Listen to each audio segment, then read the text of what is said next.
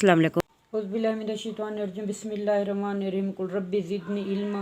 आज के लेक्चर में हम लोग फर्स्ट ईयर का हर चैप्टर स्टार्ट करेंगे जो कि एंजाइम्स। एंजाइम्स किसे कहते हैं? Enzymes are the bio catalyst which catalyse the biochemical reaction.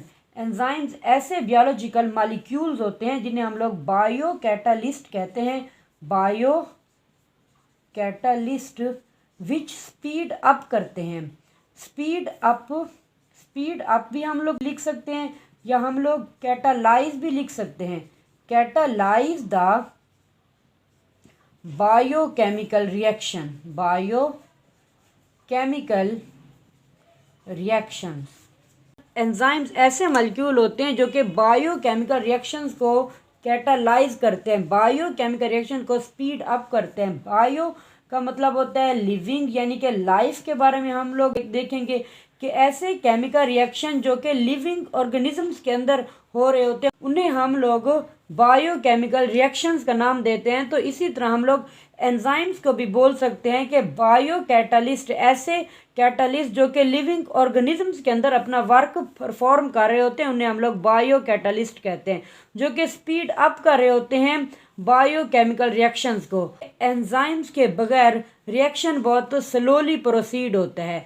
Living organisms के अंदर हजारों की तादाद में मेटाबॉलिक रिएक्शंस हो रहे होते हैं। विदाउट एंजाइम्स ये जो बायोकेमिकल रिएक्शंस होते हैं जो कि लिविंग ऑर्गेनिजम्स के अंदर हो रहे होते हैं वो बहुत स्लो होते हैं। फर्ज करें कि एक रिएक्शन जो कि विदाउट एंजाइम्स 15 से 20 मिनट्स के अंदर कंप्लीट होता है विदाउट एंजाइम्स। अगर एंजाइम्स की मौजूदगी में वही सेम रिएक्शन हो तो वो तकरीबन 2 से 3 मिनट्स के अंदर कंप्लीट हो जाएगा। मतलब कि जो एंजाइम्स होते हैं वो किसी भी रिएक्शन को इतना ज़्यादा स्पीड अप कर देते हैं, उसकी रफ्तार को इंक्रीज कर देते हैं। अगर हम लोग ये देखें कि एंजाइम्स किस नेचर के होते हैं, एंजाइम्स लिपिड से मिलकर बने होते हैं, एंजाइम्स कार्बोहाइड्रेट से मिलकर बने होते हैं या एंजाइम्स प्रोटीन से मिलकर बने होते हैं, तो हम लोग कह सकते हैं कि enzymes are the proteinic nature, यानी कि एंजाइम्स प्रोटीन से मिलकर बने होते हैं। ये हम लोग जानते हैं कि प्रोटीन की 2 टाइप्स होती हैं,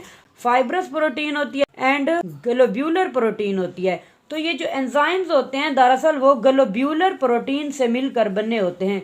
ग्लोब्यूलर प्रोटीन। प्रोटीन किस चीज से मिलकर बनी होती है? प्रोटीन्स अमाइनो एसिड्स पर मुश्तमिल होती है, अमाइनो एसिड्स पर मुश्तमिल होती है। तो दरअसल ये जो एंजाइम्स होते हैं वो भी अमाइनो एसिड से मिलकर बने होते हैं। डिफरेंट टाइप्स के अमाइनो एसिड से मिलकर ये प्रोटीन बनती है। क्योंकि एंजाइम्स भी प्रोटीनिक नेचर होते हैं तो वो भी डिफरेंट किस्म के अमाइनो एसिड से मिलकर बने होते हैं। अगर हम लोग एंजाइम्स के स्ट्रक्चर की बात कर लें तो हम लोग देख लेते हैं स्ट्रक्चर ऑफ एंजाइम्स।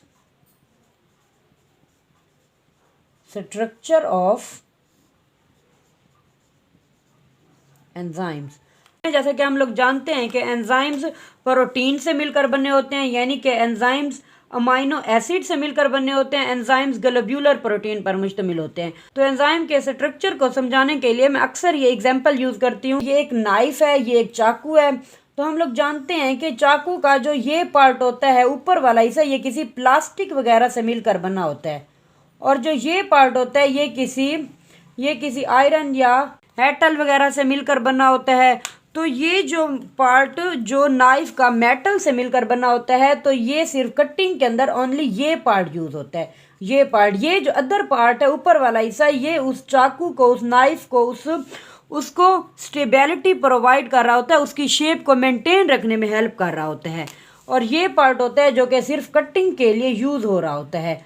तो इसी तरह एंजाइम्स होता है। एंजाइम्स पूरा ग्लोब्यूलर प्रोटीन से मिलकर बना होता है। हम लोग जानते हैं कि वो अमाइनो एसिड पर मुश्तमिल होता है। क्या एंजाइम का सारा पोर्शन एक्टिवेट होगा किसी भी बायोकेमिकल रिएक्शंस को स्पीड अप करने के लिए, किसी भी बायोकेमिकल रिएक्शन को कैटालाइज करने के लिए? नहीं, ऐसा बिल्कुल भी नहीं होता। सिर्फ स्मॉल पोर्शन होता है एंजाइम्स का, जिसे हम लोग एक्टिव साइट कहते हैं, उस एंजाइम्स की वो ही इन्वॉल्व हो रहा होता है किसी भी रिएक्शंस को कैटालाइज करने के लिए, ना कि पूरा एंजाइम्स यूज हो रहा होता है। जैसे ये चाकू का सिर्फ ये पार्ट यूज हो रहा होता है किसी भी चीज को कट वगैरह करने के लिए, ना कि इसका ये ऊपर वाला हिस्सा यूज हो रहा होता है किसी चीज को कट वगैरह करने के लिए। ये पार्ट सिर्फ चाकू को स्टेबिलिटी प्रोवाइड कर रहा होता है।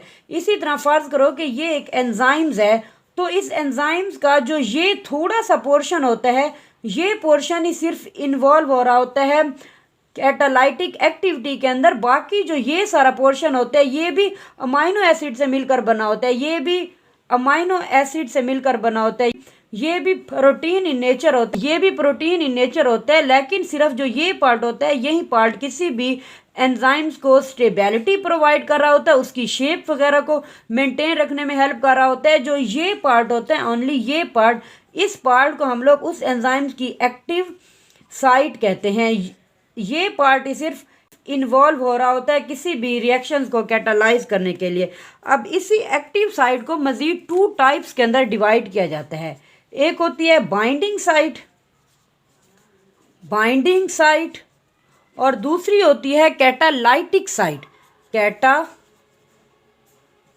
कैटालाइटिक साइट, ये जो बाइंडिंग साइट होती है ये हेल्प कर रही होती है रिकॉग्नाइज करने में, किसी भी सबस्ट्रेट को रिकॉग्नाइज करने में ये बाइंडिंग साइट हेल्प करती है। Help to recognise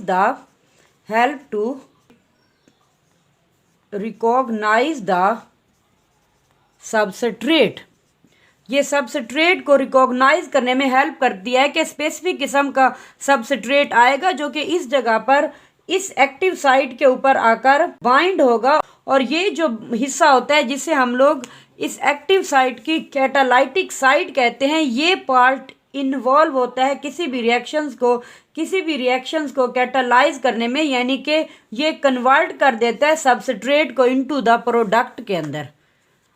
catalytic site ही किसी भी सबस्ट्रेट को प्रोडक्ट के अंदर कैटालाइज करने के लिए यूज़ होती है। बाइंडिंग साइट रिकॉग्नाइज करने के लिए यूज़ होती है स्पेसिफिक किस्म के सबस्ट्रेट को, और कैटालाइटिक साइट कैटालाइज करने के लिए यूज़ होती है सबस्ट्रेट को इनटू द प्रोडक्ट के अंदर। सबस्ट्रेट क्या होते हैं? सबस्ट्रेट वो स्पेसिफिक किस्म के मॉलिक्यूल्स होते हैं जिनके ऊपर एंजाइम्स एक्ट करता है और उन मॉलिक्यूल को कन्वर्ट कर देता है स्पेसिफिक किस्म के मॉलिक्यूल्स के अंदर, जिन्हें हम लोग प्रोडक्ट कहते हैं। तो इस तरह से ये पूरा एंजाइम्स प्रोटीनिक नेचर होता है, यानी कि इसका ये हिस्सा भी सारा प्रोटीन से मिलकर बना होता है, ये हिस्सा सारा भी प्रोटीन से मिलकर बना होता है, और ये हिस्सा भी सारा प्रोटीन से मिलकर बना होता है।